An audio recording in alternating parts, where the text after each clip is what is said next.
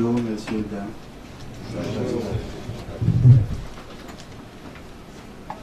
Bonjour, révérend pasteur. Pour ouvrir la séance, nous allons prier. Pasteur Féton, ouvrir la séance par la prière. Merci. Levons-nous pour la prière. Notre Seigneur et notre Dieu Tout-Puissant du très haut des cieux, nous t'en sommes très reconnaissants envers toi ce matin pour la force, la vie et la santé que nous as encore accordé de se rassembler encore une fois ici et pour écouter, apprendre et enseigner. Notre Seigneur et Dieu, la journée c'est entre tes mains. Nous prions à ce que tu interviennes dans cette étude et que tout ce qu'on va nous prodiguer comme conseil et enseignement soit inculqué en nous afin qu'on puisse les transmettre et pour que ton peuple puisse comprendre et connaître ce qu'il faut faire. Notre Seigneur, nous remettons le président entre tes mains et toute l'équipe qui va nous conduire ce matin entre tes mains. Dirige-nous vers le but, que ton nom soit sanctifié, que ton nom soit honoré, soit avec nous du début jusqu'à la fin. C'est au nom du Père, du Fils et du Saint-Esprit que nous venons de prier. Amen. Nous remercions sincèrement le pasteur pour son évocation. Que Dieu exauce.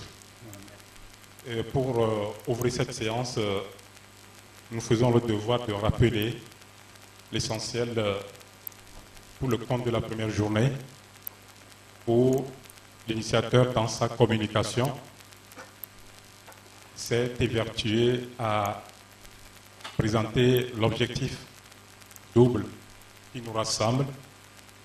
D'abord par rapport à la formation elle-même, où l'initiateur voudrait faire en sorte que les trois choses essentielles, à savoir le savoir-faire et le pouvoir-faire, soient apportés à tous les pasteurs, hommes d'église conviés dans le cadre de cette formation. Alors, les trois savoirs se retrouvent être incorporés dans l'UTM-CNP et la mise à disposition de cet outil dans les mains des pasteurs fera que déjà détenteurs du livre révélé, ils puissent être suffisamment outillés pour remplir efficacement leur mission, celle de guider et de protéger les fidèles chrétiens dans leur ensemble. Il a ensuite évoqué le second aspect de l'objectif. Il voudrait qu'on ressorte ce que vise l'économie universelle. C'est en effet de connecter chaque être humain à l'investissement afin de faire en sorte que personne ne soit exclu de la répartition indispensable à l'existence humaine tout simplement.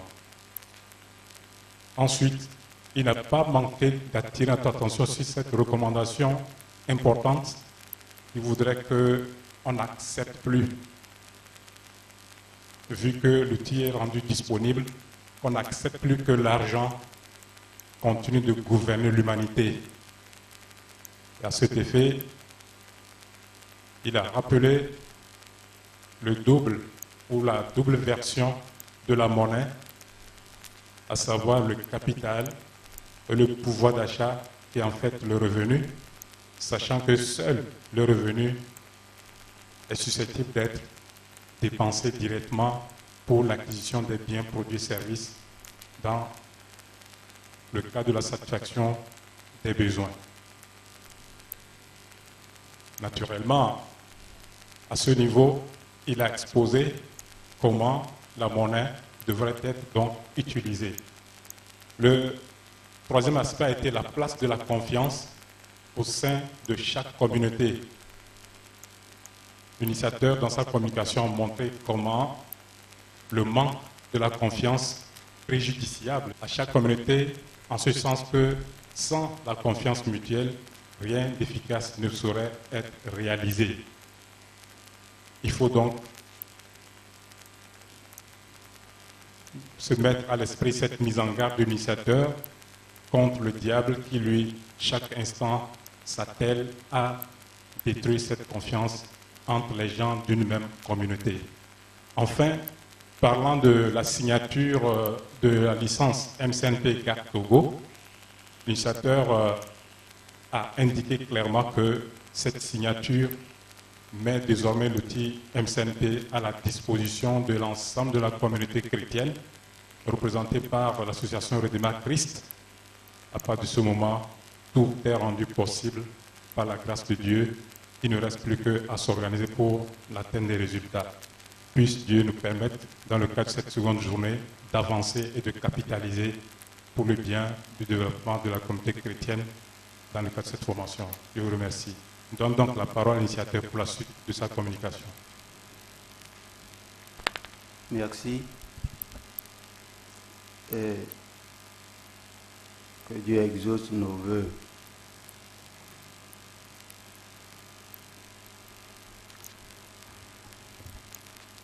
Comme il a été bien rappelé, la journée d'aujourd'hui se tisse sur les travaux d'hier.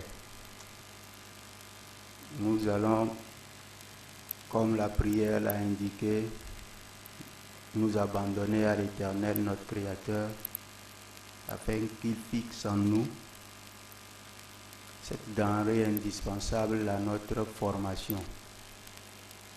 La formation ici, ce n'est pas l'apprentissage de quoi que ce soit, mais l'émergence du corps que nous pouvons appeler Redémarre Christ.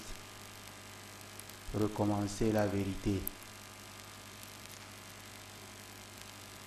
Nous avons hier parcouru les éléments fondamentaux qui sont allés à votre niveau par rapport à la hauteur de votre place dans la communauté, responsable de la communauté. Vous avez la mission pour laquelle un outil doit vous être confié. Et nous avons tous ensemble vu que ce n'est pas un outil qui peut venir d'un être humain. C'est de Dieu que les merveilles viennent. Et donc, pour celui qui a le cœur et les yeux pour voir, sentir, il n'y a que ces richesses qu'il gagne. Donc, pour la vérité qui libère la communauté, vous avez l'outil Redémarre Christ, donc qui a signé un contrat libérateur. Nous allons quitter nos séances ici pour œuvrer désormais pour que nous ne soyons plus esclaves de ce qu'il a tantôt appelé diable ou monnaie qui gouverne le monde jusqu'à présent, nous le savons. Pour être des fils créatures de Dieu le Créateur, parce que celui qui atteste qu'il n'y a de Dieu que lui, Dieu Tout-Puissant, ne doit être asservi à quoi que ce soit. Donc si notre peuple ne peut pas vivre parce que d'autres recommandations s'imposent à la place du règne de Dieu dans leur communauté, ils sont des esclaves. Seule la vérité libère ceux qui sont enchaînés. Et vous avez le droit de connaître cette vérité. Et elle va tous nous affranchir de notre soumission à autre chose que Dieu. Aujourd'hui, dans la deuxième partie, nous allons aborder l'économie universelle. Et pour nous, vous allez nous prêter le temps de parcourir des éléments principaux qui s'ajouteront aux recommandations d'hier. Pourquoi nous avons dit qu'il faut faire une distinction entre le capital et le pouvoir d'achat, et pourquoi nous disons qu'on ne doit plus dépenser son capital sur les biens, produits et services. Pour aller dans cette voie, nous allons montrer les outils de l'économie universelle. Les outils que l'économie universelle tient pour s'affranchir de toute domination. D'abord, il y a le mot économie, le mot crédit, le mot finance, le mot investissement. Tous ces mots, nous devons les reconnaître parce qu'on ne doit pas penser aujourd'hui que quelqu'un est économiste ou bien certains sont économistes et les autres non. Nous tous, nous sommes agents économiques selon les définitions que nous donnons à l'économie. L'économie, c'est la gestion des biens, produits et services de la communauté. Et donc, la science économique, c'est la science qui étudie les phénomènes qui rentrent dans les agrégats de l'économie tels que la production, la transformation, la distribution et la consommation. Donc, qui dit science dit vérité, parce que les scientifiques savent que la science dure, c'est l'exactitude. Donc, pour éviter tout ce qui dérape, il faut mettre les procédures axées sur ce qui est uniquement exact. Donc, pour faire l'économie exacte, il faut que nous sachions qu'elle doit atteindre son but. Et le but de l'économie, c'est la répartition. Et nous avons vu pourquoi nous mettons universel au bout de l'économie désormais, parce que l'économie est une et indivisible, elle a été à l'origine de l'univers, elle finira avec la fin de l'univers. La chose n'est pas nouvelle, nous ne créons pas l'économie, nous sommes les enfants de l'économie plutôt, de l'économie universelle. Quand nous venons nous organiser tel que les communautés de l'univers s'organisent, comment s'organisent les galaxies, comment s'organisent les étoiles, comment s'organisent toutes les créatures, nous aussi en tant que communauté, nous nous organisons. Nous imitons la nature, l'univers dans l'économie tout simplement pour exister. Donc c'est pour exister que la nation des hommes se soude et c'est ce qu'on appelle l'économie. Elle ne peut exister que par les deux facteurs qui sont la consommation, la production, la consommation, la production qui s'alternent. Si vous manquez cela, vous n'êtes plus une communauté telle que nous sommes aujourd'hui. Donc, communauté universelle bâtie sur l'économie universelle qui se divise en deux à cause des relations ou bien des liens, l'éloignement ou bien le rapprochement des liens. Quand les liens sont rapprochés, l'économie fait une répartition différente c'est-à-dire la communauté fait une répartition différente des biens, produits et services par rapport à la communauté lointaine, c'est-à-dire les familles lointaines. Donc, dans la famille proche, c'est la maison, où le partage ne fait pas la même règle que le marché. Donc, avec les gens plus loin, l'équilibre voudrait que le marché s'installe. Parce que là-bas, on ne peut pas aller et puis se donner les choses dans le désordre. Mais à la maison, les forces productrices du travail se mettent à la disposition de tout le monde, de l'enfant au vieillard, sans compter une contrepartie. Mais au marché, il faut la contrepartie. C'est d'où la règle se divise en deux, mais une seule économie indivisible. Si nous ne comprenons pas ça, le marché fera que la guerre va s'installer entre les communautés. Et c'est ce que le monde a vécu. Chacun veut triompher, comme dans la jungle, sur les autres pour s'approprier des biens parce que l'équilibre manque. Donc, comme nous avons dit, nous verrons que la notion de la monnaie vient du fait que nous voudrions quitter le partage de la famille à un partage marché. Là-bas, vous apportez pour prendre. Donc l'offre, la demande, l'achat et la vente. Si vous n'apportez rien, vous n'achetez rien. Donc la monnaie veut dire solvabilité. C'est en cela que nous devons commencer par voir les premiers pas de ce que nous appelons monnaie. Payer, c'est-à-dire j'ai payé. Personne ne doit à personne. C'est ça qui est la monnaie.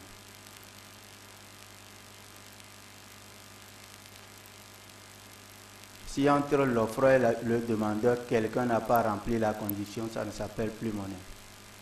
C'est pourquoi il y a 3 modalités de monnaie. Première modalité, c'est prépaiement. J'ai payé d'avance. C'est pourquoi ce que je prends maintenant, je n'amène pas quelque chose en contrepartie.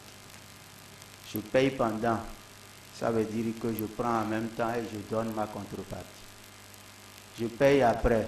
Je prends maintenant et c'est après que je vais venir donner. De toute façon, la monnaie, c'est la solvabilité. Avec n'importe quoi que vous réussissez à avoir cette solvabilité, que personne ne doive à personne, vous avez réglé le problème de la monnaie. Il ne s'agit pas de l'or, de l'argent, du papier ou quoi que ce soit. Une communauté libre est une communauté affranchie. Donc, c'est capital de définir comme ça la monnaie pour être libre dans sa tête, dans son sang. La deuxième notion, c'est le crédit. Lorsque nous venons de montrer ce que c'est que la monnaie, nous comprenons qu'une partie de ces 3 phases de monnaie peut s'appeler le crédit. Ou bien, disons, 2 parties. Le prépaiement voudrait dire que quelqu'un doit à quelqu'un pour que l'équilibre s'établisse. Et le post-paiement, c'est-à-dire je prends maintenant, je viendrai payer après. Il y a aussi des équilibres. Donc c'est le déséquilibre monétaire qui s'appelle crédit. Le déséquilibre du paiement qui s'appelle crédit. Soit j'ai payé d'avance et j'attends qu'on me rembourse, ou bien j'ai consommé d'avance, on attend que je rembourse. En dehors de ça, j'achète, je rembourse. Donc le crédit vient être aussi au sein de cet élément qu'il ne faut pas confondre du tout. Et ça, ce n'est pas la monnaie, c'est plutôt l'absence de la monnaie et nous l'appelons confiance. C'est ça que nous avons défini hier. Maintenant, le financement. Le financement, c'est la science qui permet de jouer sur le marché l'équilibre que nous appelons solvabilité, pour que personne ne doive à personne.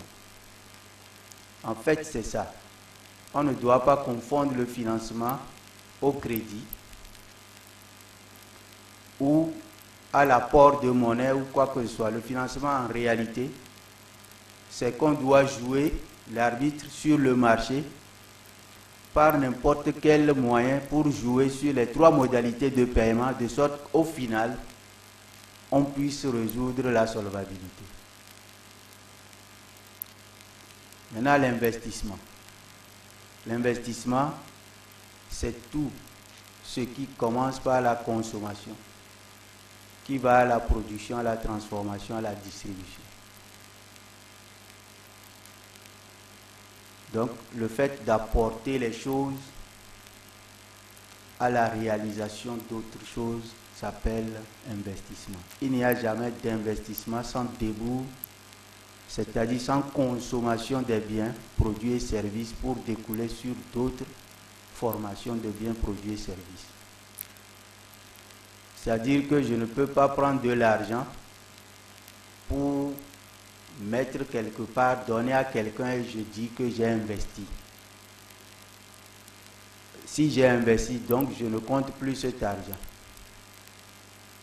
Mais une fois que je dis que c'est l'argent là, ça veut dire que je n'ai pas investi, puisque l'argent ne pousse pas, il ne germe pas. Il ne se consomme pas, il ne peut pas consommer. Donc ce qui est sûr, c'est que si je dis j'ai investi, c'est que je devais savoir quoi j'ai investi. J'ai investi dans le maïs, le mil, le transport, etc. Et là, je sais que je ne parle plus de mon argent. Je parle de quelque chose qui doit se transformer en d'autres dont j'attends les revenus. Voilà. Bon, donc, ces mots, il ne faut pas que vous fassiez confusion, même si c'est le plus cravaté du monde qui le prononce. Choisissez votre vérité à l'intérieur. Que ça ne vous confonde pas. Ce n'est pas les extraterrestres qui maîtrisent cela. Même si on dit que la signification est différente, pour vous, c'est ce qui vous conduit au bercail qui est votre signification.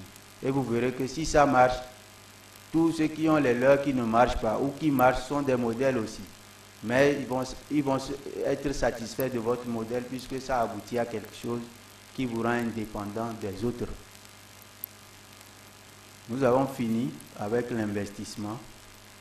Et donc je crois que tous les mots, quand nous allons les prononcer, ça ne vous semblera plus étrange. Maintenant, l'économie universelle vous a bien signifié que pour nous, tel que dans la maison, on considère que personne ne doit être exclu de la répartition. C'est comme ça au marché, personne ne doit être exclu de la répartition. C'est fondamental. Sinon, nous faussons l'économie. L'économie devait s'étendre. Ce n'est pas le lointain contact qui doit lui faire fausser la route. Puisque, après tout, c'est les hommes qui orientent leur économie. Ce n'est qu'un savoir commun. Pour que les choses vivent, il faut qu'elles s'échangent entre les hommes et qu'elles soient façonnées par les hommes qui ont le pouvoir, comme nous l'avons dit, transmis par le Créateur, pour être ses vicaires sur la terre, c'est-à-dire son image sur la terre. Ceux-là qui sont capables de transformer les choses en d'autres choses. Et donc c'est ça que nous devons maîtriser fondamentalement, parce que c'est le devoir premier d'un pasteur, de savoir que quand je suis sur une communauté, la richesse de la communauté m'incombe. Et cette richesse, c'est son travail. Adorer Dieu, c'est travailler. Fondamentalement. Et si nous ratons le travail, nous avons raté l'adoration de Dieu. Si nous manquons aussi de penser que l'organisation de notre travail doit dépendre d'autres organismes, et que nous sommes un autre organisme dans notre église, c'est que nous avons aussi faussé l'adoration de Dieu. Normalement, on devait penser tout ce que la communauté fait, parce que c'est ce qu'ils sortent de leur travail qui est la bénédiction que l'Éternel envoie au sein des hommes qui doivent se souder. Et ils viennent dans la communauté pour célébrer. Vous savez que si vous dansez du matin jusqu'au soir, vous priez Dieu jusqu'au soir, vous sortez, aucune graine n'a germé, vous verrez clairement que ce que je dis n'est vraiment pas différent de la vérité. Et vous savez quand même que c'est toutes ces forces-là qui s'organisent sur la terre pour que les biens sauvent les hommes. Quand on dit on sauve les hommes, franchement, un homme qui est sous le joug de toutes les tortures de la terre est celui qui est emprisonné. Il a faim, il n'a pas à manger, du matin jusqu'au soir. Je crois que c'est inutile de l'amener et dire que reste là-bas, je vais prier pour toi. Franchement. Et celui-là a une torture parce que pour aujourd'hui, il n'a pas su. Il ne sait même pas comment demain va être. Le champ aujourd'hui est chaotique. Il n'y a nulle part où on s'en va trouver un protecteur. Même parfois, pour faire tes besoins, il faut payer. Et vous comprenez que quelqu'un qu'on abandonne comme ça, il est plus qu'un fou. Avoir faim et chercher à manger, c'est une première des guerres que la famille peut mener. Vous allez être étonné vous-même de voir combien de fois la première place vaudrait à l'alimentation. Donc, ce que nous disons, c'est tout ce que nous savons nous tous. Maintenant, c'est apporter à la communauté cette information sûre de son indépendance, qui doit être l'organisation qui sous-tend son travail producteur qui le libère de toute dépendance d'autres forces que de Dieu. toute dépendance d'autres forces que de Dieu. Donc, c'est vraiment ça que nous sommes en train de vouloir prendre, notamment notre indépendance. Donc, quand nous avons évolué vers le marché et que nous devons savoir que chacun doit avoir droit, mettons-nous sur qu'il faut qu'on sache ce qui doit être partagé et comment est-ce que le partage doit être réglé. Si chacun doit apporter pour lui, il y a des équations pour atteindre ce but. C'est pourquoi, pour nous ici, l'économie universelle a deux principaux éléments. Le premier, c'est d'abord organiser le travail de sorte qu'il tienne sur des bases de l'efficacité, de la productivité. Donc vous allez voir les outils qui rentrent dans le domaine de l'efficacité économique que nous allons essayer de palper. Deuxième élément, c'est la base fondamentale de la répartition universelle basée sur la justice sociale. C'est-à-dire que nous connaissons le travail et le travail est un élément qui germe, qui a un processus, qui suit le cours des choses telles que la vie naît, grandit, existe, vieillit, meurt. Les enfants, c'est la naissance du travail. L'âge adulte, c'est comment ça s'appelle, la maturité du travail. L'âge de vieillesse, c'est la retraite du travail vers la mort, soit sa destruction. Donc c'est comme ça, nous devons comprendre cette métamorphose du travail. C'est pourquoi si c'est lui qu'on doit partager, qu'on sache qu'on le partage pour le travail présent, pour le travail d'abord passé, le travail présent et le travail futur. Le travail passé, c'est toutes les forces qui ont laissé déjà leur intelligence et leur force dans les biens, produits et services qui sont toujours utiles en termes de savoir, en termes de savoir-faire et en termes de pouvoir-faire. Et là, nous héritons de cela pour gréver notre capacité sur le travail passé, pour qu'il s'accroît encore plus. Puisque nous grandissons, le nombre des hommes grandit, il faut que nous allions à l'allure du développement que nous avons. Donc les enfants que nous mettons au monde, que nous fabriquons par la mise ensemble dans les foyers, sont l'émergence du travail futur, que nous nourrissons par notre travail aujourd'hui, appuyé sur le travail passé.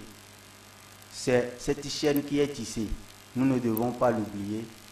Et nous savons que ce sont les racines que nous devons tenir pour avoir les rênes de notre communauté en main. Je crois que Dieu nous bénisse et qu'il serve de piédestal à ces racines que nous sommes en train de sortir. Pour que l'économie tienne sa communauté, il faut qu'elle se base sur l'efficacité. C'est le premier élément. Donc les éléments de l'efficacité, chez nous, nous l'avons sorti et nous l'avons appelé capitalisation. Le premier élément. Il faut capitaliser, il faut faire connecter toutes les personnes à l'investissement. Parce que c'est l'investissement qui génère un revenu, qui transforme le capital en revenu. Et nous avons dit depuis hier que le capital pour nous, c'est le travail. Le travail qui est devenu les bulldozers, les avions, les grandes machines qui fabriquent d'autres machines, les ordinateurs qui font l'intelligence artificielle, tout ce qui aujourd'hui devient équipement pour produire tout ce que nous pouvons produire en masse. C'est ça qu'on appelle capital. Et ce capital se prolonge par le travail physique de l'homme sans lequel les machines ne peuvent rien. Donc l'homme doublé de puissance le travail passé qui forme les entreprises et industries et l'homme adulte aujourd'hui qui travaille sur ces équipements, entreprises et industries.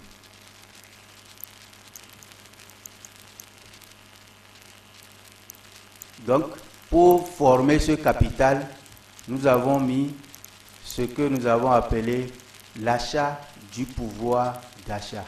C'est ça qui a fait hier qu'on dit qu'on ne dépense pas le capital. On ne dépense pas le capital sur les biens, produits et services. Donc, comment on fait? On achète le pouvoir d'achat avec son capital.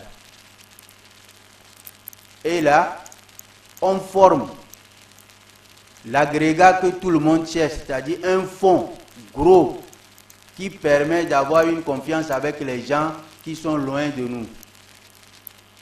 Et nous tous qui formons ce capital, nous devons trouver un critère sur lequel on se reconnaît comme propriétaire de ce capital, de sorte que nous générions par la confiance un nouveau pouvoir d'achat.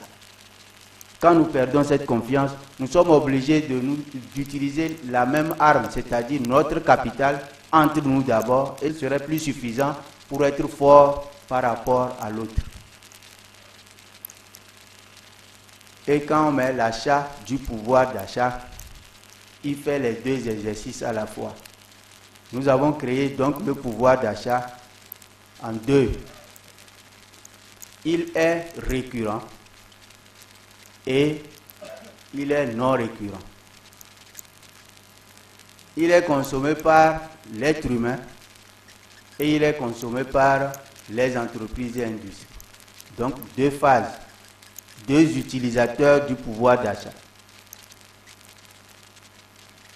Le récurrent, pour l'être humain, nous avons mesuré le pouvoir d'achat et nous avons compris que c'est l'effet d'une monnaie qui doit représenter le besoin de la personne. Parce que l'argent ou bien le pouvoir qui nous permet d'accéder aux biens qui nous servent d'existence doivent respecter les besoins tels qu'ils s'organisent dans nous. C'est Dieu qui a organisé notre besoin. Si nous devons manger pour vivre, et nous devons manger au moins 2 fois par jour, ça veut dire que nous aurons faim à chaque fois que l'alimentation finit dans nous. Mais si nous n'avons pas les biens pour manger, nous n'existerons pas. Maintenant, si les biens existent et on nous lie à une condition qui nous empêche d'avoir ces biens, ce n'est pas l'Éternel qui a mis cela. C'est donc ce pourquoi nous devons comprendre qu'il n'est pas bon d'avoir un pouvoir d'achat lié à ces besoins-là qui ne respecte pas les règles naturelles de nos besoins. Donc quand j'ai à manger, quand je dois avoir le besoin principal de manger, il faut que j'ai un revenu qui respecte, qui vient toujours comme le besoin de manger vient. Sinon, je vais mourir. Lorsque j'aurai besoin de manger et que le fait, la chose qui m'autorise à manger n'est pas là, c'est ce que nous voyons. On dit, depuis le matin, je n'ai pas goûté quoi que ce soit. Donc, c'est pourquoi quand on vous dit que la chose est un revenu coupé sur mesure de notre besoin, et ça s'intègre aux besoins qui sont récurrents. Si je suis dans un loyer que je dois le payer chaque fois, un seul jour, je ne dirai pas que je suis satisfait de dormir dans les chambres et que c'est dehors désormais que je serai.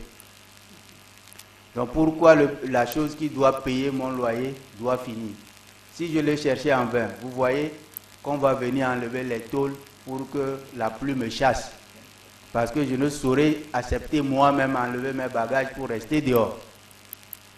Bon, donc, au lieu de penser comme ça, qu'on aille chercher des gens pour sortir dehors, sachant que ce n'est pas lui qui cultive ce besoin-là, il faut fixer ce besoin pour lui. Je crois que l'Éternel, en faisant les animaux qui n'ont pas ce besoin-là, il les a vêtis. Il ne souffre pas de ça. Mais parce qu'il sait que nous, il nous a libérés pour chercher notre propre pouvoir de le faire, qu'il nous a laissé comme ça. Si nous nous laissons comme ça, ou bien nous sommes les propriétaires qui enlevons les autres, nous ne faisons pas la voie de Dieu. Même si c'est le blanc qui nous a enseigné ça. Et surtout lui, je crois que lui aussi doit aller à l'école. Voilà.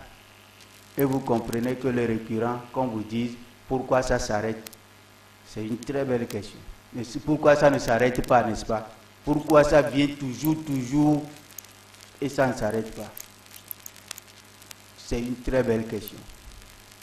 Mais la réponse, est-ce que vous avez ça? Non, oui. La réponse, c'est encore ça. Pourquoi ça doit s'arrêter?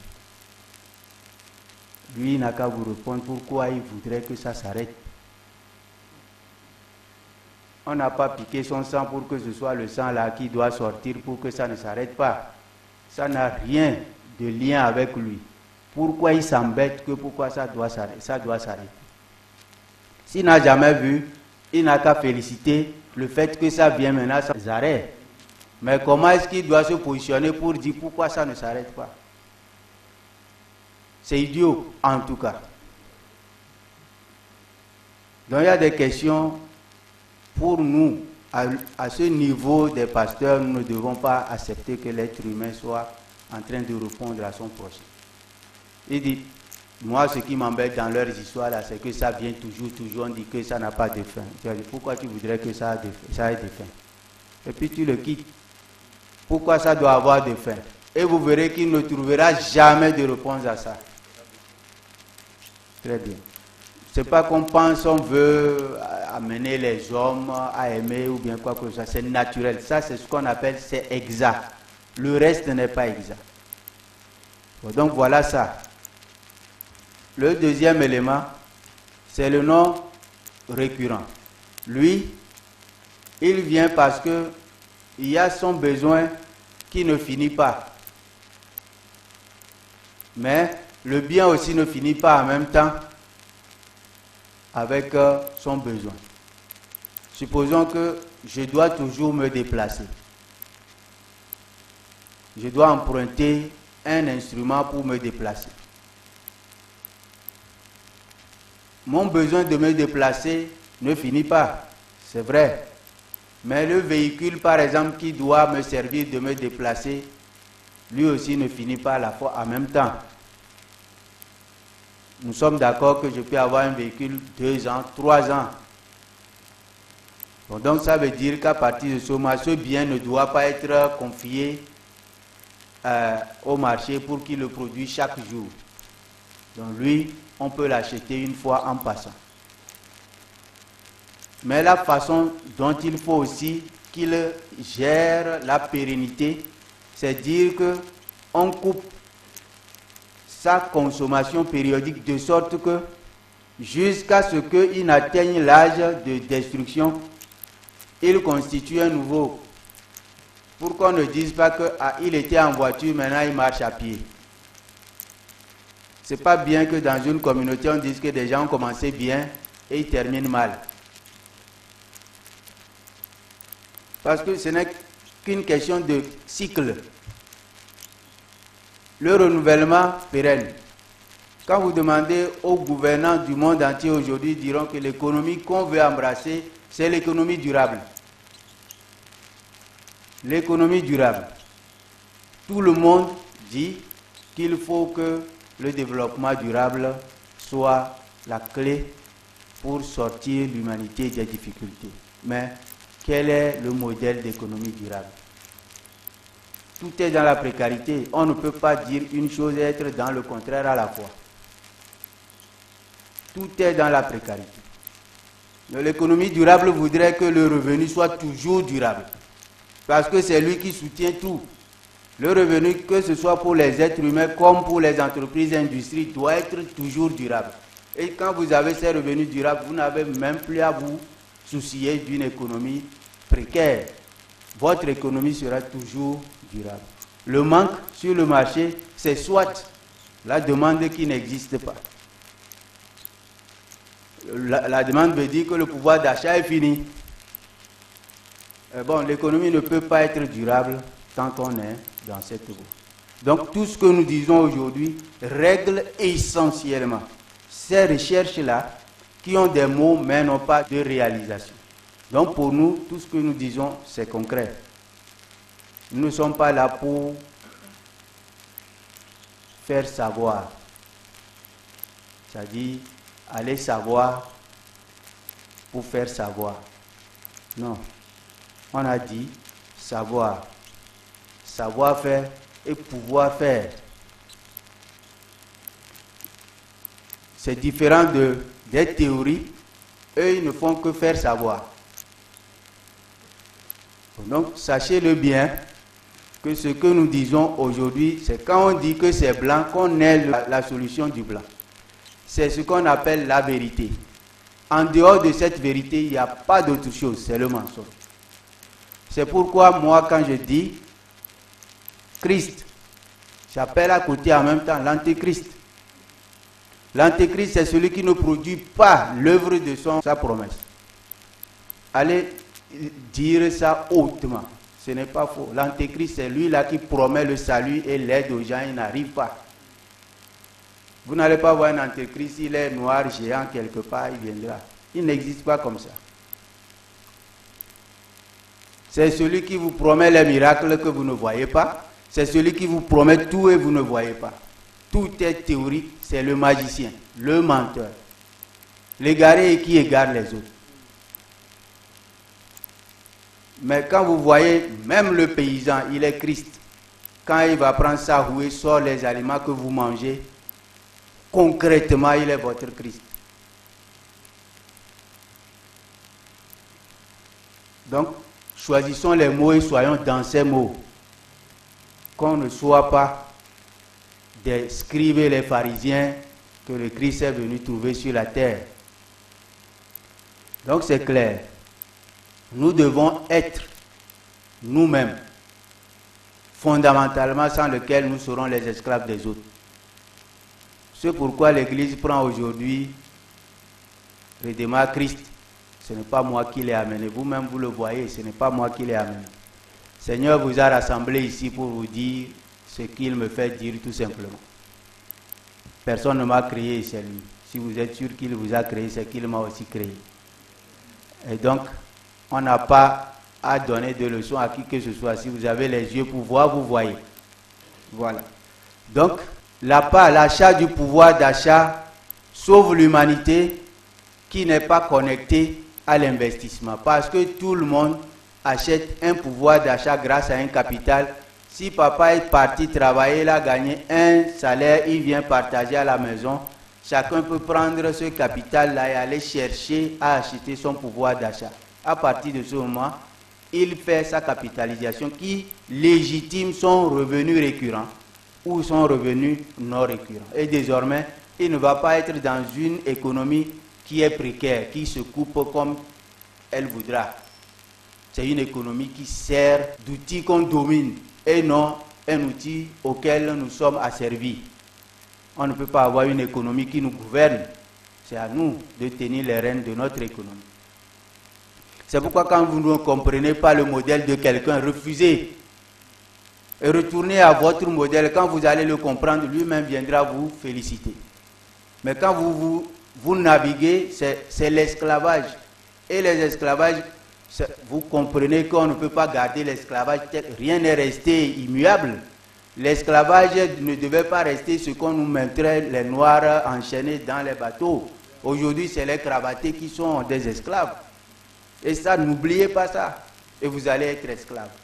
Puisque vous ne savez ni le début ni la fin de votre système dans lequel vous êtes. Ce n'est pas parce que vous êtes bien habillé que vous n'êtes pas esclave. Le libre, c'est celui-là, même le paysan. Il est libre, il tient sa roue, il tourne comme ça. Si ce n'est pas que les armes sont dans la main de quelqu'un pour qu'il dise que, sauf lui qui vient, il tire, je vais avoir peur. Il aura seulement affaire avec son Seigneur qui fait pleuvoir ou non. N'est-ce pas? Voilà comment nous sommes plus esclaves qu'esclaves. Ben, nous avons le savoir, le livre de Dieu dans notre main. Nous devons aller chercher la connaissance de ce savoir qui va nous devenir le savoir-faire et le pouvoir que nous avons pour dominer la terre. N'est-ce pas?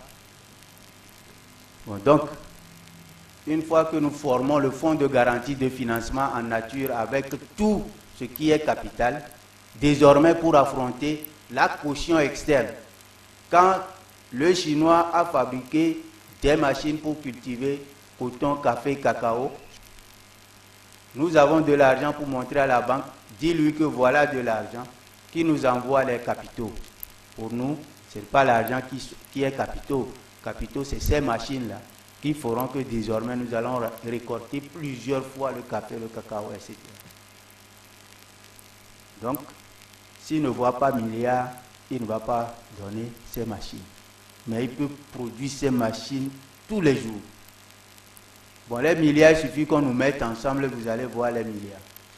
C'est pourquoi les gens n'ont pas vu venir redémarrer. 5 mois, 6 mois, 8 mois, nous avons fait circuler 20 milliards.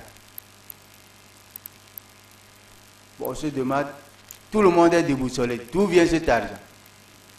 Tout, jusqu'à la fin, ils sont plombés. Leurs experts qui ont fait n'ont pas pu sortir un résultat pour dire voilà ce que nous avons constaté. Rien. Ça veut dire que Dieu a montré que les gens sont loin des réalités. Nous avons commencé, demandez-vous qui sont ceux qui sont en train de faire la collecte du fonds de garantie de financement. Ce qu'ils ont tourné déjà, si on disait aux gens, actuellement déjà ils devaient être aux aguets des gains. Quand on dit aux aguets des gains, c'est là où ça sort que le vendeur va. Mais quand on ignore, on attendra à être surpris. Je crois que ça se fait déjà. Le fonds là que nous allons mettre, vous tous, avec la communauté que vous allez drainer vers son travail qui le libérera, ce fonds là va être géant tellement que le Togo n'aura même pas, pour toute son existence, constitué ce fonds.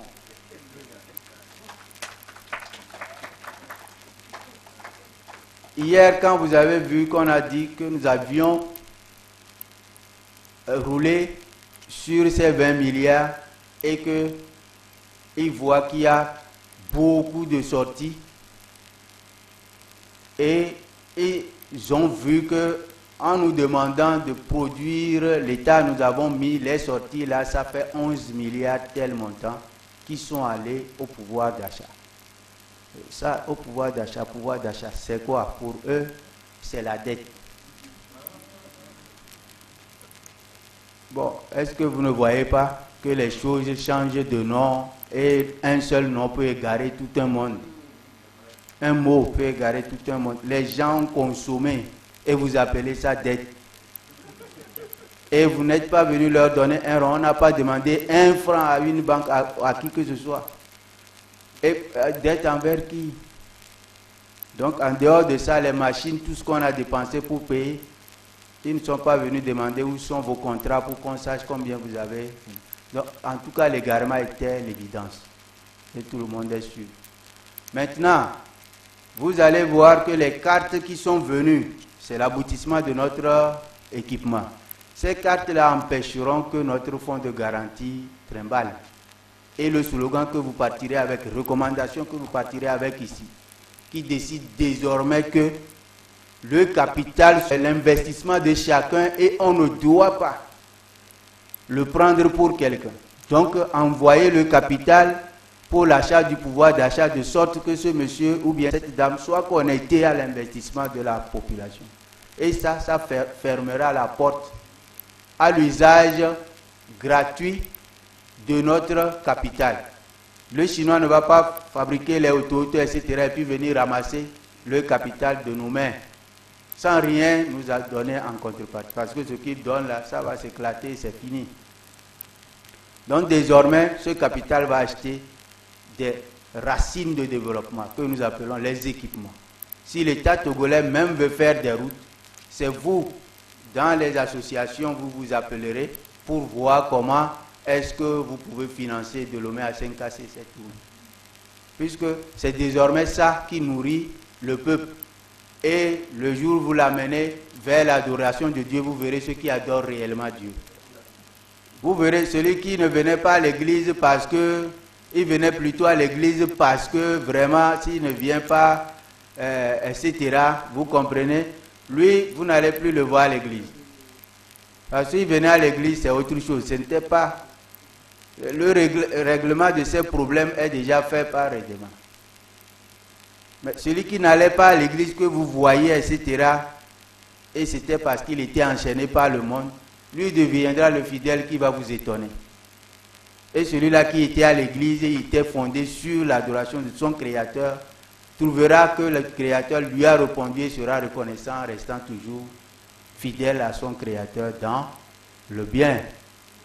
Sinon, le reste, là, vous allez former des adorateurs qui ne sont pas adorateurs. Voilà. Que Dieu nous entende. Donc, après la PAC qui donne le pouvoir d'achat et qui forme le fonds de garantie de financement, il y a le deuxième qui doit être la SMCIPN, le côté de la production de la chose. Parce que s'il y a consommation, il y a production. Quand vous engagez le pouvoir d'achat, c'est que vous devez produire. Les entreprises et industries, quand elles consomment, elles produisent. Et l'être humain qui est l'investissement ou l'investisseur principal, n'est-ce pas, est entretenu par un pouvoir d'achat qui lui permet d'être la force de travail sur les équipements, c'est-à-dire sur l'investissement. Donc, dans SMCIPN, comme en haut, nous avons l'achat du pouvoir d'achat. Ici, c'est la subvention marchande des coûts d'investissement et de la production nouvelle. Ça veut dire que la communauté subventionne ces entreprises et industries. Parce que tout ce que ces entreprises et industries font, ça finit dans les ménages. Ça finit au bout de chaque être humain à qui vous avez collé un revenu récurrent. Ces entreprises et industries sont comme pour la maison, les forces de travail. Donc vous ne devez pas affaiblir votre force de travail. C'est pourquoi vous n'allez pas attendre que quelqu'un vienne accepter leur projet ou le refuse en lieu et en votre place. C'est vous qui savez ses besoins. Si quelqu'un d'autre vient décider si on doit financer ou pas, vous êtes en tout cas enchaîné. Donc c'est pourquoi votre fonds que vous avez constitué permet à ces entreprises de déboucher sur la force ou bien le pouvoir d'achat qui doit les permettre de produire en réponse à la demande qui les vient. Donc une fois que vous finissez ça, vous allez voir que nous avons dans la subvention marchande des coûts, il y a l'investissement, il y a la production nouvelle. Donc l'investissement, c'est tout ce qui est travail passé. Et c'est pour cela que le capital assure la solvabilité par rapport à l'étranger. Et la production nouvelle, c'est que sur ces machines-là, nous devons avoir la main-d'œuvre. Et nous n'avons pas à prendre de l'argent chez qui que ce soit pour que cette main-d'œuvre produise la nouvelle production. Donc, nous avons du bout des machines un crédit qui naît. Et ce crédit, nous l'appelons crédit en nature convertible salaire. C'est-à-dire que si nous avons la machine, nous avons quelqu'un, nous avons le champ, nous n'allons pas dire, attends, on va aller à la banque, ils nous prêtent l'argent, on vient te payer avant que tu ne fasses le travail. Cet argent-là n'a pas sa place là-bas. L'argent-là a son bien quelque part déjà sur le marché. Et est destiné au capital, sachons-le bien. On ne dépense plus son argent sur quelque chose. Donc le travailleur a sa carte. C'est 1 million, on dit bon, ta carte est chargée du million quand tu as fini de travailler. Maintenant c'est convertible puisque ton travail est physiquement dans l'entreprise. Si c'est devenu une marchandise, c'est déjà devenu une marchandise. Maintenant tu peux aller commencer par acheter le pouvoir d'achat avec ça qui devient un capital pour toi. Et donc, la naissance de l'argent ou bien ce que nous appelons la monnaie, c'est le travail. Sinon, vous allez émettre de l'argent dette. L'argent qui sort de la banque, par exemple BCAO, c'est de l'argent dette si ça n'a pas de biens produits et services derrière. Donc, on n'a pas voulu vous faire la leçon d'argent. Vous allez voir que les grands changements que le monde a eu, c'est lorsque l'argent a quitté l'argent qui est physique, bien produit et services, pour aller à l'argent dette. L'argent bien produit et services, c'est l'argent qu'on dit apporter l'argent ou bien l'or pour faire la contrepartie des papiers qu'on sort. À partir de ce moment, si on considère que les biens, l'or et l'argent, constituent un bien échangeable dans la population, donc on émet l'argent en contrepartie de l'or. Donc c'est de l'argent qui n'est pas en tout cas argent dette. Mais le monde a coupé avec cette parité. On a coupé avec l'argent et l'or physique. Et on fait les papiers qui ne sont plus collés à quoi que ce soit. Maintenant, comme nous avons vu, ça se collait au montant d'or et d'argent disponible. C'est comme ça, on devait faire la même chose pour le maïs, le mil, le sorgho, tout ce qui doit exister et que le travail doit amener. Si on indexait de l'argent au travail qui doit apporter cela, l'argent là serait de l'argent qui n'est pas dette. Parce que cet argent a produit sa contrepartie qui lui donne la légitimité d'enlever les autres biens sur le marché.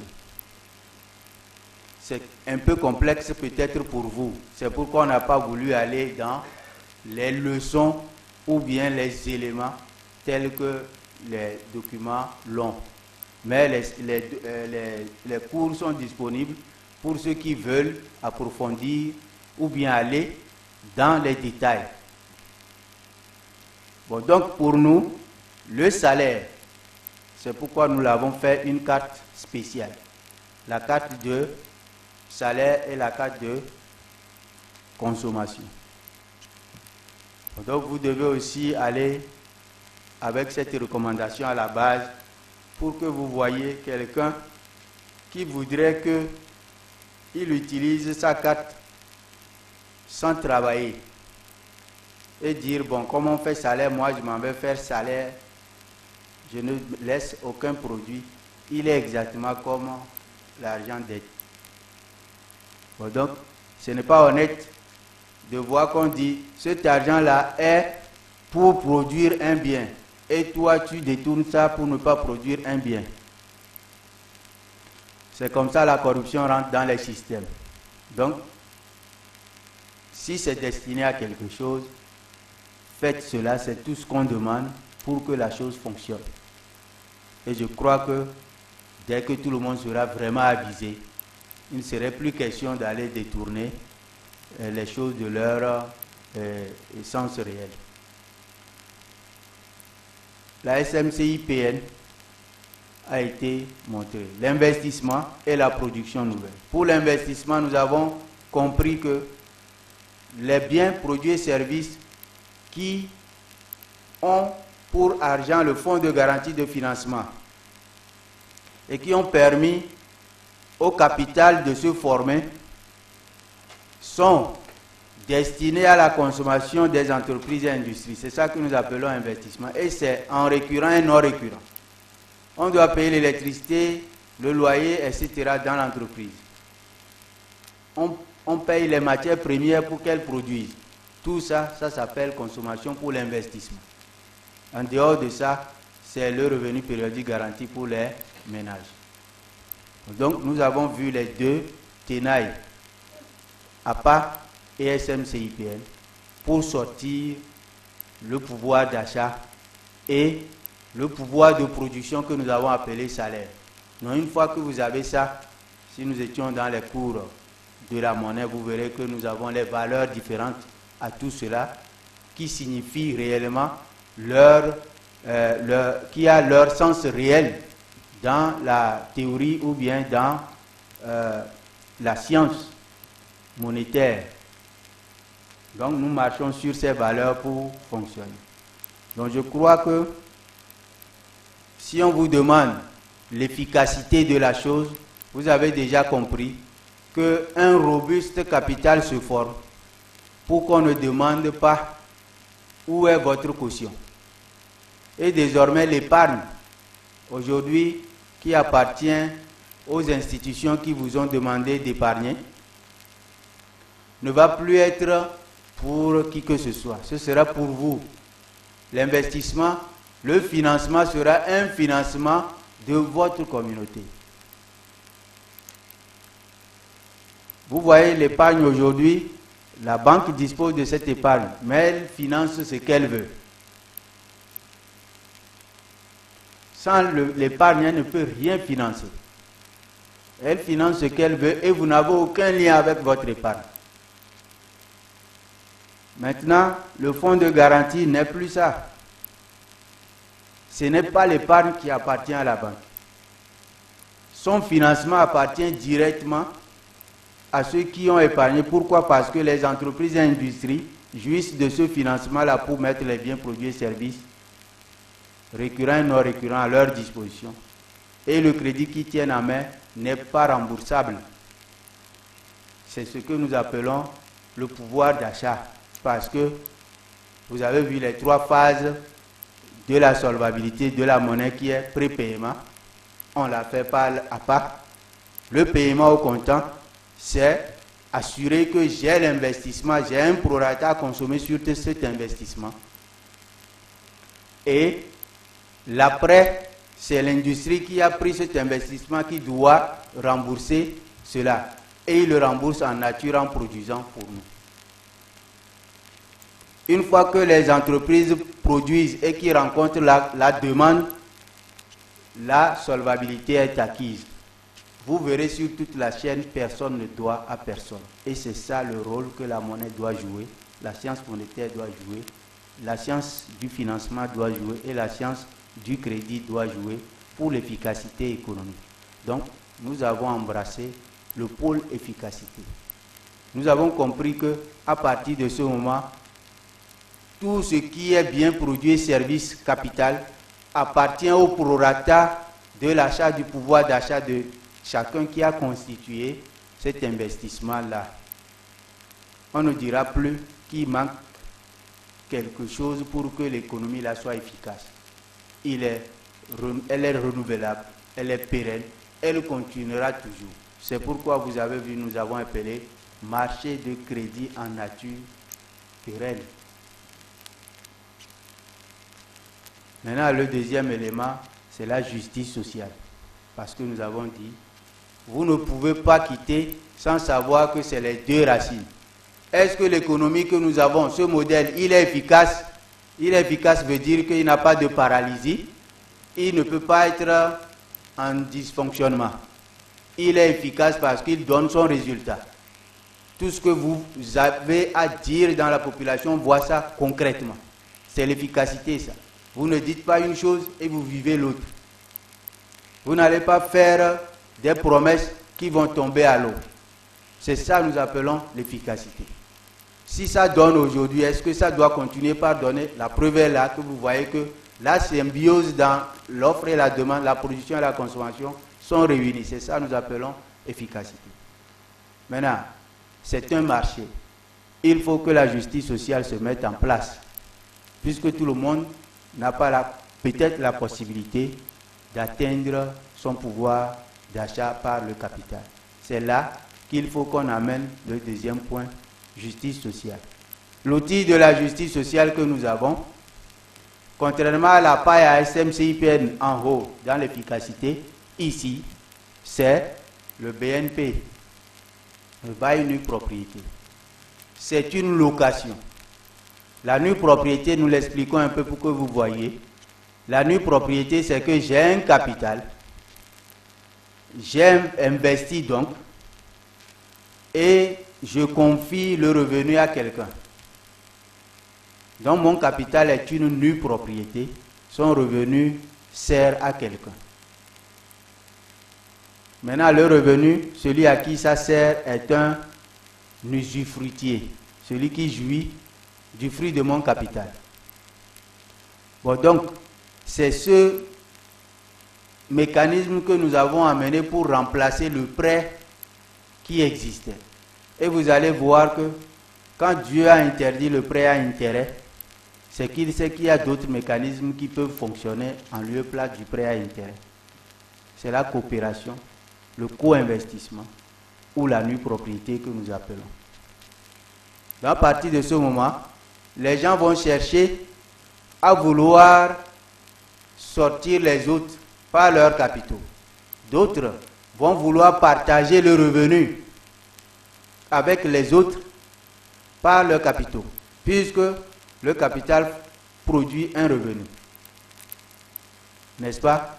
C'est pourquoi nous avons mis des limites au pouvoir d'achat, de sorte que ça force ceux qui en ont beaucoup de renvoyer les capitaux dans l'usufruit, c'est-à-dire la production, par les comptes des autres qui ne sont pas encore dans, comment elle s'appelle, dans le quota, c'est-à-dire qui ne dépassent pas le quota. Donc, ce que nous disons, c'est fondamental pour que vous compreniez, parce que c'est ce côté-là qui vous intéresse en tant qu'orientateur des communautés. Ce qui permettra que vous ne voyez personne qui ne soit pas capable d'aller dans le système. C'est ce bail nue propriété. Il vous donnera des outils. Un, on appelle KPS. Le KPS, c'est le capital apporté pour le prêt de solvabilité. Le système n'est pas gratuit. Le système veut sauver et donner l'indépendance. La seule chose qui rend quelqu'un libre, c'est l'achat. Quand j'ai acheté, je ne suis plus redevable. Donc nous avons expliqué ça hier. La personne doit aller payer son compte marchand, le compte qui va lui produire le revenu. Ça se paye à 50 000. Il a acheté sa place, sa table au grand marché, ou bien son terrain, son carré dans le Togo. Comme si le Togo, on disait, nous sommes combien? On dit 7 millions. On dit donc partager la superficie du Togo à 7 millions. On verra que voilà le carré qui appartient à chaque Togolais. Chacun prend son carré. S'il veut mettre haricot, ça fait son problème. C'est le vrai partage que Dieu voudrait pour nous, ça. Donc le compte marchand veut dire ça. Ou bien, c'est les industries, les entreprises et tout ce qui forme le marché actuel, que ce soit pour le gouvernement ou bien quoi que ce soit. On a partagé et on sait que cette partie-là doit appartenir à chacun. Ce n'est pas les PIB qu'on compte et vous ne savez pas ce que ça donne concrètement. Mais ici, c'est un PIB que vous avez dans votre main. Ça produit, vous devez avoir le vôtre. Si vous n'avez pas à cultiver, vous louez ça à quelqu'un et vous partagez avec lui. C'est ça, je dis que quelqu'un doit apporter son capital et cette production, soit il vous libère ça ou bien il partage avec vous. Bon, donc le compte marchand 50 000, quelqu'un n'a pas les moyens pour l'acheter. Donc, la communauté se mobilise. On a fait ce KPS de sorte que ça peut être un prêt remboursable à celui qui l'a apporté. Je prête 50 000 pour te sortir de l'esclavage, de la pauvreté. Et le système me reconstitue les 50 000 après. Et je peux l'utiliser encore pour que je sorte l'autre, etc. Ce qui permet à vous, votre communauté, de savoir que qui reste dans notre église qui n'a pas encore ça. On va aller voir le grand commerçant de notre église, lui qui a un peu, vient enrôler, par la grâce de Dieu, notre serviteur, notre fidèle qui n'est pas encore enrôlé. C'est comme ça, quand votre église finit, vous n'allez pas arrêter à votre église, vous devez aller à côté de l'église, qui sont à côté de nous et qui souffrent encore de revenus, etc. Donc, vous avez cet outil, même si c'est au Canada, en Amérique ou partout que vous avez la congrégation réunie, qu'elle sache que ces fidèles doivent être pris en charge au moins par un compte marchand. Et l'argent n'est pas perdu, ça peut être recyclable à vie. Quand on fait pour quelqu'un, ça rembourse, on prendra l'autre. Ça va rembourser, on prendra l'autre. Quelqu'un qui fait ce don-là a fait un don vraiment inépuisable. Le gouvernement doit prendre la charge de ses fidèles, de ses citoyens. Qu'on dira 50 000, au moins pour créer le compte marchand de chacun, ce compte-là qui crée son revenu. Donc tous les accessoires comme 10 000 de licence, 10 000 de cartes, etc. sont dans le KPS, qu'on peut faire ensemble, même si c'est 100 000, on sait que ça, c'est destiné à un corps humain, un être humain pour qu'il sorte indépendant de la servitude ou bien de l'indigence. Le rôle que nous tous, nous avons à jouer, le KPS, nous tous, nous avons à jouer ce rôle. Une fois que vous l'avez mis sur le système qu'on appelle enrôlement, quelqu'un, même votre fonds de garantie de financement, vous êtes obligé de dire à la banque, fais maintenant des prêts qui n'endettent pas. Ça veut dire que c'est des prêts qui n'endettent pas. Ça va acheter le pouvoir d'achat, et ce pouvoir d'achat qui est récurrent permettra à la banque de se rembourser et de trouver même des bénéfices s'il veut. Ça ne s'appelle pas intérêt. Parce que la chose est cultivée, claire, on sait que c'est un revenu. Si je veux prendre une partie dessus, je n'appelle pas ça intérêt.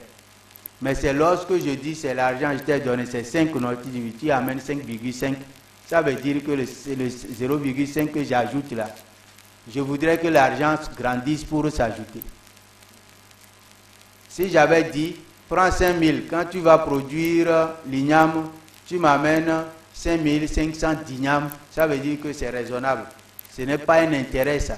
Parce que j'ai dépensé 5 000, j'ai retrouvé des ignames de montant 5 500. Et je te donne, comment elle s'appelle, j'ajoute pour te donner, n'est-ce pas? Le capital est retrouvé et ce que tu as pris aussi est retrouvé, mais en nature. Puisque c'est en nature, tu ne m'as pas forcé à aller faire germer l'argent qui ne germe jamais. Donc l'intérêt c'est différent du partage des revenus.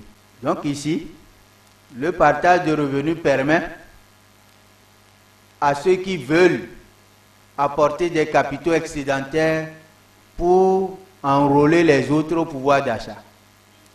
En commençant par la banque, si vous ne voyez pas de bonne volonté, vous devez aller à la banque pour voir notre fonds de garantie c'est combien. Donc banque, il faut nous faire 20 000 par à nos fidèles. Le montant est là. La banque n'aime que la caution pour faire les prêts. Et surtout que ces prêts-là, il ne va pas sortir l'argent pour donner à quelqu'un. Il mettra directement dans le CAPA qui sort sur un revenu que lui-même se fait payer en même temps, au fur et à mesure que le revenu se renouvelle. Et personne ne sera endetté. Personne ne sera endetté. La banque ne craindra jamais qu'elle ne sera pas remboursée. Et le fidèle ou bien la personne à qui le revenu a été acheté ne va jamais s'endetter. Au contraire, il s'enrichit. Puisque quand la banque va percevoir tout l'argent et tout son revenu, tout le revenu revient à celui qui a bénéficié de ce premier prêt. Nous l'avons appelé capital minimal pour l'investissement pour tous, ce que vous devez demander à la banque de faire. C'est ça qu'on veut faire pour 500 000 personnes. Nos petits fonds qui sont en train de se faire, quand nous allons finir, on appelle ces microfinances et les banques, associez-vous pour prendre cette caution et puis faire le financement à nos membres, y compris donc tous ceux qui sont sur le MCNP. Les musulmans iront vers les banques qui vont accepter leurs conditions. Vous irez vers les banques qui acceptent vos conditions parce que vous savez que c'est vous, avec votre contrat, qui avez signé, n'est-ce pas, l'hébergement du fonds de garantie chez eux. Un fonds de garantie que personne ne tire. Tout le monde vient passer par l'achat du pouvoir d'achat pour former cela. Et vous avez un paramètre pour regarder chaque fois dans les institutions combien votre fonds de garantie est. Donc ce n'est pas un contrôle d'État ou quoi que ce soit, mais vous-même vous contrôlez. Vous savez que depuis que vous êtes là, un an, voilà le fonds de garantie. Si vous voulez même voir les fonds de garantie globaux de toute la plateforme, vous verrez combien de fonds de garantie pour les associations typiques et combien pour toute la plateforme. Donc c'est clair que grâce à ce fonds de garantie, les outils qui vous seront donnés sont aisés pour les partenaires qui doivent venir à ce financement. Que ce soit les organisations, et ce qu'elles doivent utiliser, ces organisations doivent utiliser ce que nous appelons KIPC, le capital apporté, n'est-ce pas, pour l'insertion des personnes ciblées. Comme votre église, s'il y a une dignitaire de l'église, il dit bon, ou bien une direction générale de votre église qui dit j'apporte ce capital, mais c'est pour mes fidèles seulement.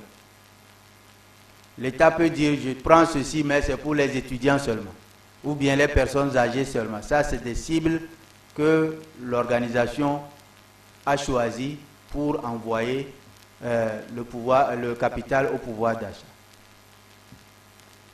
KIPC. Le CAPU, c'est les corporations qui veulent enrôler les gens tout en prenant le revenu. Ils peuvent dire par exemple, nous voulons envoyer de la papaye en Amérique, mais nous voulons enrôler les gens et quand ils vont partager le revenu avec nous, nous transformerons ces revenus en papaye pour envoyer à nos, comment il s'appelle, à nos fidèles ou bien à notre corporation en Amérique. Donc ce qui permet que le capital enrôle, le capital crée les champs de papaye. S'il n'y en avait pas, s'il y en a, elle absorbe les papayes excédentaires ici pour en nourrir d'autres. Voilà les éléments qui forment le BNP que nous appelons justice sociale, de sorte que tout le monde, si les corporations ont ces outils en main, on ne verra plus quelqu'un qui n'aura pas son revenu périodique garanti.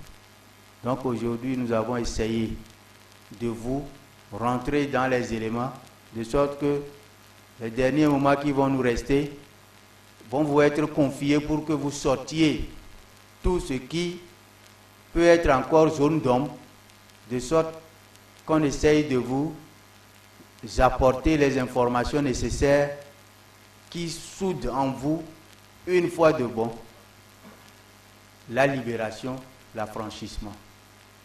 Je vous remercie pour l'écoute.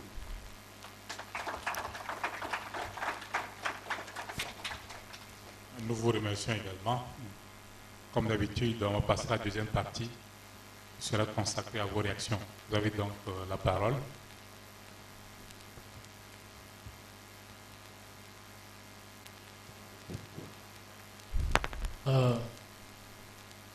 Pasteur Marc, New Creation. Quand on parlait de BNP, bon, le promoteur disait que dans cet outil, je crois avoir saisi, que ça peut permettre de remplacer les crédits classiques que font les banques. Ouais. Je voudrais savoir, je vais poser un exemple de situation que les églises peuvent vivre. Beaucoup ici, c'est des ministères. Quelquefois, ils ont des affaires, des problèmes de terrain à acheter et qui créent beaucoup de difficultés. Dans ces cas, quelquefois, nous avons recours au crédit dans les banques pour pouvoir payer. Et ça pèse beaucoup même sur les églises pour pouvoir rembourser. Avec la plateforme, comment ça peut profiter à de telles églises dans de telles situations? Merci. Je crois que la question elle est d'ordre concret, c'est-à-dire l'application sur le terrain. Les commerciaux sont à votre disposition. Nous appelons aussi les gestionnaires d'action commune.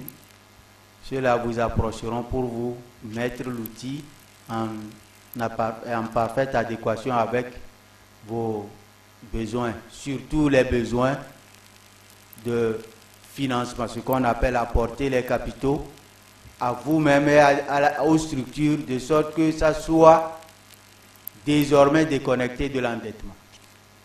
Puisque c'est ce que la chose dit. Vous n'allez pas voir de difficulté à la plateforme de vous mettre à l'abri de l'endettement. Voilà. Mais si je veux un peu illustrer ça, par exemple, vous voudriez un terrain. C'est l'église qui veut le terrain. L'église, pour nous, avant toute chose, doit avoir ce qu'on appelle un revenu récurrent de l'investissement de l'église. C'est-à-dire que l'église doit disposer de ce qui doit rembourser le financement qu'il veut demander. C'est ça qui est la caution. Imaginons que vous voulez prendre 100 millions à la banque pour votre édifice et vous voulez payer cela pendant 2 ans, bon, disons 25 mois. Ça veut dire que 100 millions divisé par 4, c'est ça, non? Ça doit faire 25 millions, c'est ça? Quand je dis 100 millions divisé par 4, ça fait 25 millions. Bon, de toute façon, vous voudriez payer chaque fin du mois un montant qui doit servir à ce que dans 25 mois, les 100 millions soient soldés. C'est ce que vous devez calculer. Mais avec les 25 mois, vous avez à faire un calcul de sorte que le récurrent que vous allez avoir au nom de l'Église puisse tenir la partie centième, la partie 25e, c'est ça? Pour que dans 25 mois, ça fasse 100. C'est-à-dire, on prend 100 millions, on divise 100 millions par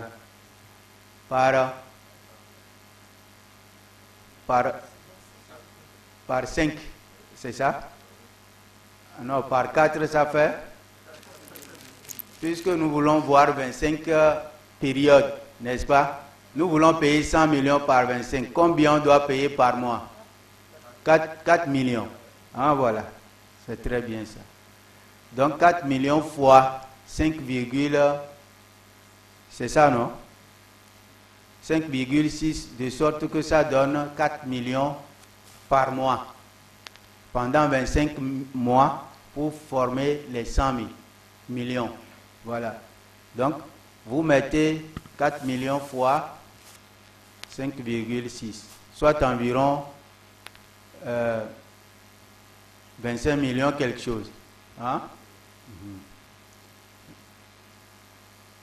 Ça doit faire un truc comme ça. Donc c'est ça que vous devez mettre en récurrent. En récurrent sur votre... Vous devez disposer ce récurrent-là sur votre... C'est-à-dire que vous devez avoir 4 millions de récurrents sur votre compte. Ça se comprend, non? Avec ça, la banque donne 100 millions de CAPAR. Ça s'appelle CACB, CACB, c'est ça, non? Elle ne vous regarde pas, vous ne la regardez plus. Donc c'est à vous, si l'Église est capable d'assurer avec ses fidèles leur propre récurrent, alors qu'elles ne sont pas des personnes morales. Sinon, chacun devait mettre ses récurrents. Mais c'est le I, l'investissement récurrent, qui doit servir à l'Église. Vous êtes venu un peu dans ce qui est technique, c'est pourquoi nous faisons ça. Hein? Voilà. Donc, sinon, vous faites que votre récurrent soit égal à 4 millions. Maintenant, si vous êtes incapable, vous allez voir le temps en long et ça diminue le capital. Il y a cette possibilité sur notre plateforme qui s'appelle NRPRE, ce qui vous permet de voir un temps plus long et le capital moins. Et vous allez revenir même à un minimum à mettre. Peut-être pour les 100 millions, c'est 10 millions seulement que vous allez mettre pour que le fruit de 10 millions pérennise jusqu'à l'aboutissement des 100 millions à rembourser. Donc il y a possibilité de vous amener avec le système PRE à apporter peu de capital. Et une fois que vous l'apportez, c'est le récurrent renouvelable là qui constitue le rembourseur. Et vous avez votre édifice, disons. Donc il y a l'outil que nous avons appelé NR et NRPRE CAC-B que vous devez cautionner avec votre I, c'est-à-dire votre investissement récurrent. Mais les GAC vont vous expliquer votre gestionnaire, parce que chacun doit avoir un gestionnaire. Il sera à votre tous pour vous montrer tout ce que vous pouvez avoir comme avantage. Mais sachez-le bien, il n'y a plus de prêt qui va donner des maux de tête. Et à plus forte raison, pensez que ce prêt va vous amener la dette. Quand vous saisissez quoi que ce soit, c'est révolu. C'est fini à jamais. Bon, à moins que vous dites que nous avons la solution, mais nous voulons l'égarement. Sinon, c'est vous qui avez votre outil et je ne vois pas qui vous forcera à aller dans ce qui est mauvais. Ou bien, voilà.